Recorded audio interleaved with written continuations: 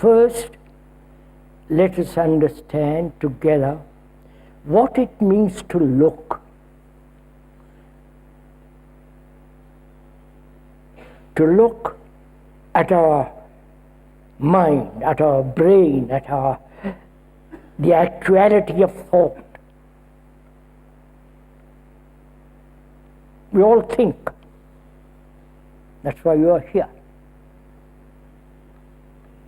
We all think, and thought expresses itself in words, and those words are means to communicate. Either through a gesture, through a look,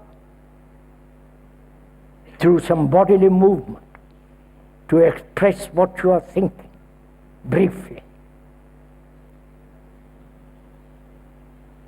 Or through the usage of words,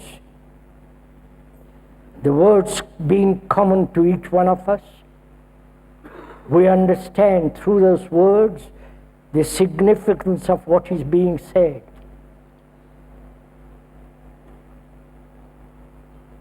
And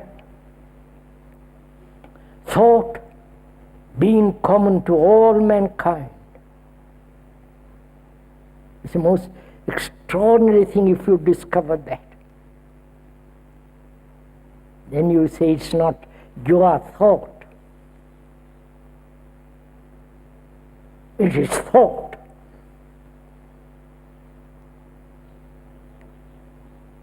And so, we have to observe, or rather learn about how to see things actually as they are. Not being programmed to look. You see the difference?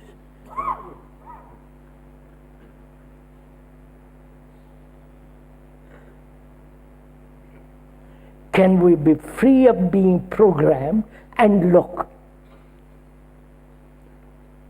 If you look as a Christian, as a Democrat, as a communist, as a socialist, as a Catholic, Protestant, which are all so many prejudices, then we shall not be able to understand the enormity of the danger, the crisis that we are facing. If you belong to a certain group or follow a certain guru, and I hope none of you do, forgive me if I say that,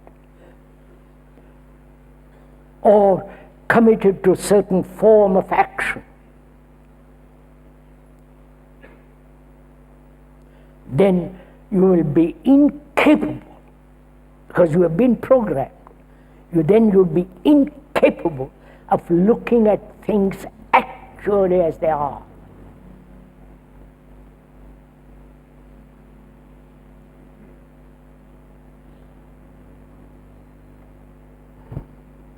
So can we look together?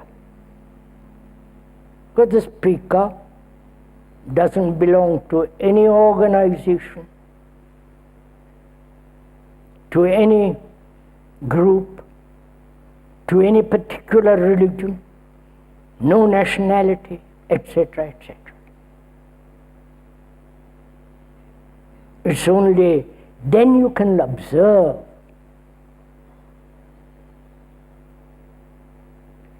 If you have learnt a great deal, accumulated a great deal of knowledge from books, from experience and so on, your mind has already been filled.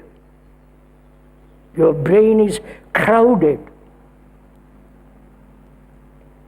with your experience, with your particular tendency and so on, which is all that is going to prevent you from looking.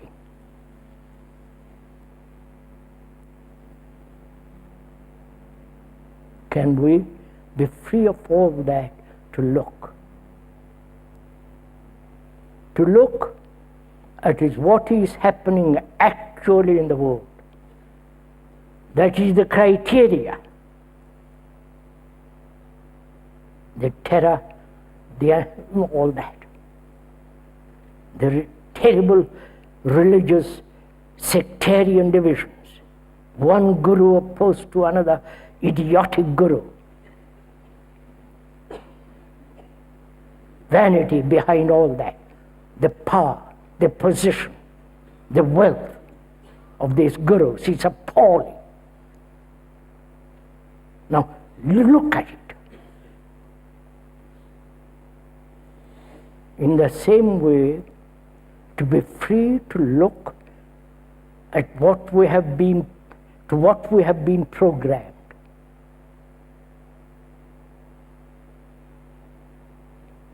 If you are an engineer, you have spent years and years and years learning all the implications of being an engineer. That's part of your consciousness. If you have followed a certain guru, that's part of your consciousness. That's part of your being programmed as a Catholic, and so on, so on, so on. Can you look at yourself not as a separate human being, but a human being that is actually the rest of mankind? To have such a feeling means that you have tremendous love for human beings.